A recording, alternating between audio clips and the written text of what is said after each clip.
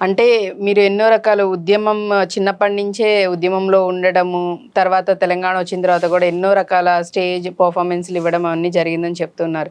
కానీ ఇంత చెప్తున్నారంటే వెనక ఎంతో కష్టము, ఎన్నో ఇబ్బందులు కూడా ఖచ్చితంగా పడి ఈ స్థాయికైతే వచ్చుండొచ్చు.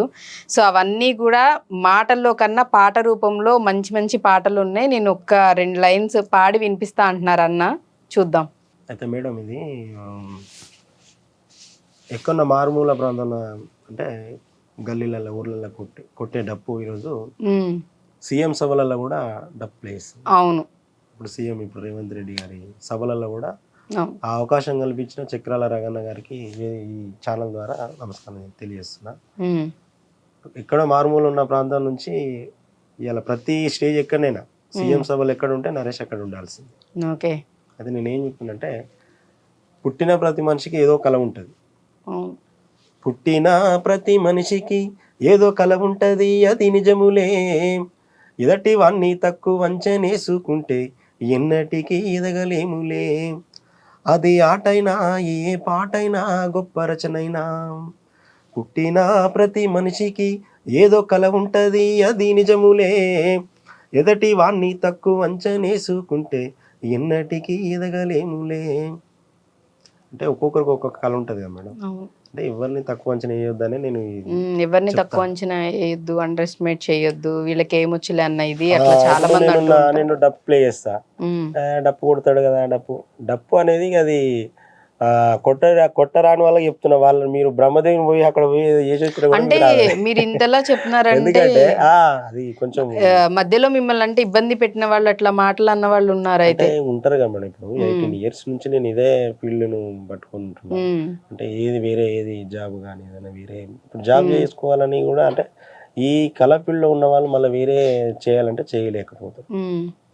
మీకు కూడా అసలు ఇంకా వేరే వాటి మీదకి ఉద్యోగం చేసుకుందాం ఆలోచన రాలేదు పూర్తిగా? ఇంకా దీనిలోనే ఏముంటదంటే వస్తుంది అట్లా మనం చేయాలి, ఏదో ఒకటి చేసుకోవాలి మనం. ఎందుకంటే ఎప్పుడు అవకాశాలు కంటిన్యూస్ గా ఉంటది, కానీ ఇక అదేంటో మళ్ళీ ఇది మైండ్ ఇటే లాగుతా ఉంటది, ప్రాణం అంతా ఇక్కడే ఉంటది అనమాట. ఇప్పుడు ఒక లక్షల మంది వేదిక దగ్గర నేను పైన ఉండి అంటే స్టేజ్ మీద మేము ఉండడం, వాళ్ళ జనాల మధ్యలో నుంచి మళ్ళీ అది అయిపోగానే మనం పోయిన వాళ్ళము ఒకటే దగ్గర ఒక రూమ్లో కూర్చొని నువ్వు ఏదైనా పని చేసుకో, ఇదే చేసుకో, అది చేసుకోవాలంటే అంటే కాదు మనతోటి. అంతే. కానీ చెప్పేదానిలో చాలా మంచి చెప్పారు. నిజంగా 1,00,000 మంది ఉంటే ఆ 1,00,000 మందిలో ఒక్కళ్ళే కదా కొడుతుంది. ఆ టాలెంట్ దేవుడు అంత మందిలో ఇచ్చారంటే నిజంగానే గొప్ప కదా, అది చాలా గ్రేట్. అలాంటి వాటిని మెచ్చుకోవాల్సింది పోయి ఇంకా తక్కువ చేసి అనడము చేయడం అనేది తప్పు. మనకి ఎలాగో చేత కాదు, చేతగాని వాళ్ళు ఇట్లాంటి మాటలు ఇవన్నీ అంటూ ఉంటారు, చేస్తూ ఉంటారు కాబట్టి. కానీ చాలా మంచిగా చెప్పారు మీరు పాట రూపంలో. సో వాళ్ళు మాట రూపంలో అంటే మీది పాట రూపంలో, దరువు రూపంలో సమాధానం ఉందన్నమాట. సమస్యలు అని చెప్పి అందరికి సమస్యలు ఇవాళ రేపు ప్రతి ఒక్కరికి సమస్యలే. సమస్య లేని వాళ్ళు ఎవరు? ఏపురు సోమన రాసిండు పాట. సమస్య లేని ఇల్లు ఉన్నదా, ఏ విమర్శ లేని మనిషి ఉన్నడా, అలలు లేని సంద్రమున్నదా,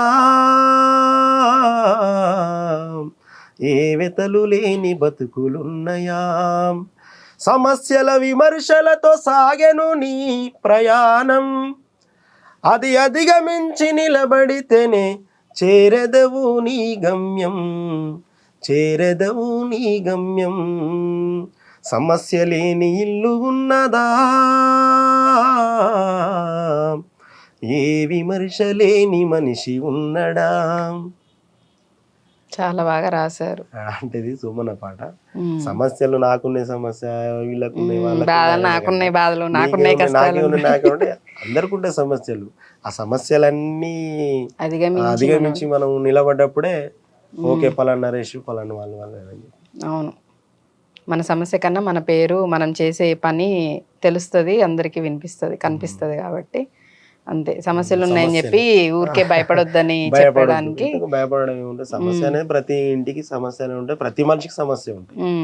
సమస్యలు ఉన్నాయని చెప్పి మనం ఏదో లేకపోతే ఎవరో ఏదో అన్నారు. మరి ఇట్లా ఇంత చెప్తున్నారు కదా, ఇట్లా సమస్యలు కొంచెం ఇబ్బందులు బాధ అనిపించినప్పుడు ఏం చేస్తారన్న?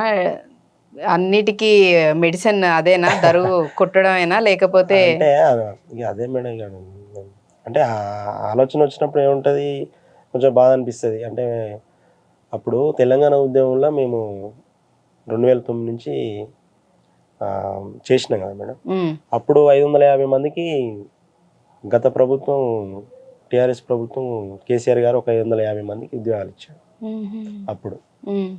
అప్పుడు నేను కష్టపడ్డందుకు అప్పుడే నాకు జాబ్ వస్తే ఇలా మనకంటూ కూడా ఓకే, నాకు ఇప్పుడు జాబ్ చేసుకుంటుండే అనే కోణంలో ఆ జాబ్ అనంటే ఇది సాంస్కృతిక సారథని మా కళాకారులకు సంబంధించింది అదో ప్రోగ్రామ్. అంటే అదో ఇది ప్రభుత్వ సంక్షేమ పథకాలు ఏవైతుంటే ప్రజలలో చేరేయడం కోసం వాళ్ళకు ఒక జాబులు ఇచ్చినప్పుడు అప్పుడే ఆ జాబ్ వస్తే ఓకే బెటర్గా నాకు అదే నమ్ముకొని ఉన్నందుకు కొంచెం మంచిగా ఉంటుంది. ఇప్పటికైనా ఈ తెలంగాణ ఇప్పుడు కాంగ్రెస్ ఉన్న ప్రభుత్వం ఇస్తుందని కోరుకుంటున్నాము. ఓకే, అప్పుడు ఆ గవర్నమెంట్ అయితే అలా సపోర్ట్ చేసింది, ఇప్పుడున్న గవర్నమెంట్ కూడా మాకు సపోర్ట్ చేస్తే బాగుంటుందని మీ ఉద్దేశం. అవును. బట్ ఏదన్నా మీరు పాటల రూపంలో చెప్పింది అయితే చాలా చాలా బాగుందన్న, నిజంగా చాలా ఇన్స్పిరేషన్గా స్ఫూర్తిగా ఉంది. సూపర్. సో ఇన్ని మాట్లాడుకుంటున్నాం కాబట్టి మేడం మరణానికి కూడా మన ఏపీ సోమన్ ఒకటి ప్రశ్నించిండు. మరణానికి ఎట్లా అంటే మరణానికి ప్రశ్నిస్తూ అన్న పాట రాసిండు ఒకటి. మరణమా మరణమా కొంతకాలమన్నాగు, ఓ మరణమా కొంత సమయమన్నివ్వు, నా బంధాల బాధ్యతను తీర్చనివ్వు, చివరకు నీ దరికి చేరనివ్వు, మరణమా మరణమా కొంతకాలమన్నాగు, ఓ మరణమా కొంత సమయమన్నివ్వు.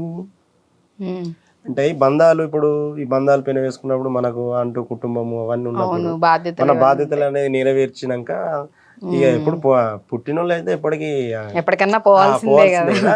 కాకపోతే ఈ ఉన్నన్ని రోజులు మనం ఏదైతే దేనికోసం అయితే తపన పడతాం, ఎవరి కోసం అయితే కష్టపడతాం, ఎవరి కోసం కుటుంబం కోసం కష్టపడుతున్నామో దాన్ని ఆ బాధ్యతలు అవన్నీ తీర్చుకునేంత వరకు అంత టైం ఇవ్వని అడుగుతున్నారు. బానే ఉంది కానీ ఎక్కడిస్తుంది టైం వచ్చిందంటే ఎక్కడ కూర్చున్నా ఎలా ఉన్నా అదే అడుగుతుండు ఇప్పుడు సోమన్న. అదే చెప్పినా మేడం ఈ పాట రూపకంగా మరణాన్ని ప్రశ్నించి, మరణమా కొంచెం సమయం అని నువ్వు, లేదా కొంచెం కాలం అని ఆగు, నా బంధాలు నా బాధ్యతలు అన్ని తీర్చినాక తదుపరి నీ ఇష్టం అని చెప్పి అనే.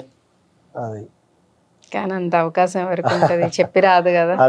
మనం ఎంత ప్రయత్నించినా, ఎంత మనుషులం ఎంత తపన పడుతున్నా మన వాళ్ళ కోసం ఇంకొన్ని రోజులు అనుకున్నా కానీ మన చేతుల్లో ఏది ఉండదు. ఏదన్నా ఇంకా దైవేచ్ఛ, దేవుడిదే అంటూ ఉంటారు కాబట్టి. కానీ అసలు చాలా మంచి మంచి పాటలు, అద్భుతమైన పాటలు. మరి ఇన్ని మాట్లాడుకున్నాం కాబట్టి అసలు మెయిన్ మరి డప్పు సౌండ్ అయితే వినిపించాలి కదా, ఎక్కడ అని వ్యూవర్స్ అయితే ఎదురు చూస్తున్నారు కాబట్టి లాస్ట్ అండ్ ఫైనల్గా దరువు మామూలుగా ఉండకూడదు.